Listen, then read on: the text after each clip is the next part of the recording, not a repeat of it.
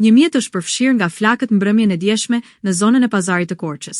Sipas informacioneve paraprake, mësohet se mjeti ka qenë i parkuar ndërsa ka marrë flak. Dyshohet se zjarri ka ndodhur për shkaqe aksidentale si pasojë e një defekti në mjet. Zjarrfiksja ka bërë të mundur fikin e zjarrit ndërsa në vendngjarje ndodhet edhe policia për zbardhjen e rrethanave. Më të pakët në numër, por me kërkesa të qarta të artikuluara në bulevard u përmbyll edhe nata 29 e protestës në Tiranë. Mes kërkesave të artikuluara ishte ajo e dorëheqjes së kryeministrit dhe qeverisë, krijimi një qeverie teknike tranzitore dhe jo partijake për 12 muaj. Kërkesa një panegociueshme është dorëheqja e Ali Babës me 40 hajdut. Ky njeri me librin Albanian Files tregon arrogancën e tij se si I trajton shqiptarët, si çifligun e tij kjo antishqiptar.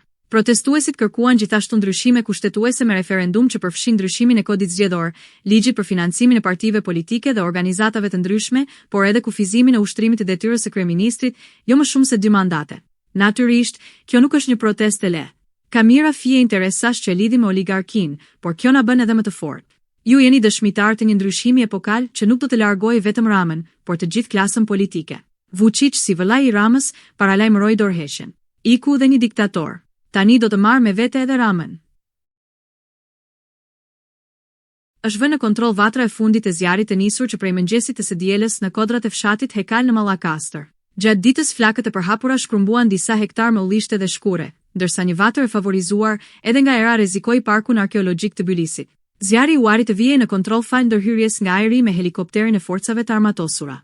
Gjatë gjithë ditës, helikopteri operoi në zonë duke ndihmuar forcat në terren në izolimin e vatrave të zjarrit.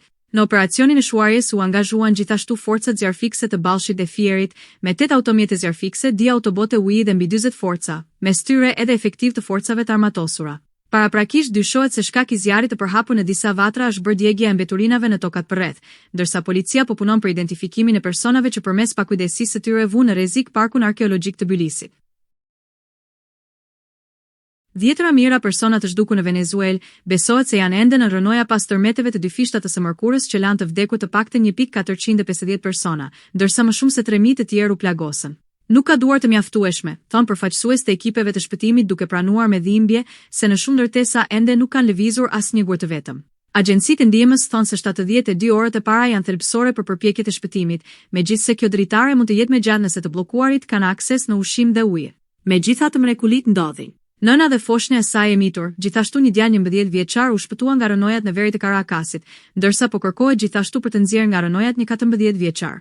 Ekipet ndërkombëtare të shpëtimit nga Shtetet e Bashkuara, Meksika dhe vende të tjera janë gjithashtu pjesë e operacioneve të kërkim shpëtimit, ndërsa banorë të dëshpëruar për zhdukjen e të afërmve të tyre gërmuan me duar në rënojat e apartamenteve të shembura. Në lagjen San Bernardino të Karakasit, ekipet vullnetare të shpëtimit u ngjitën mbi një ndërtesë të shembur, duke përdorur trapan për të thyer betonin dhe duke formuar vija për të hequr rënojat me dorë.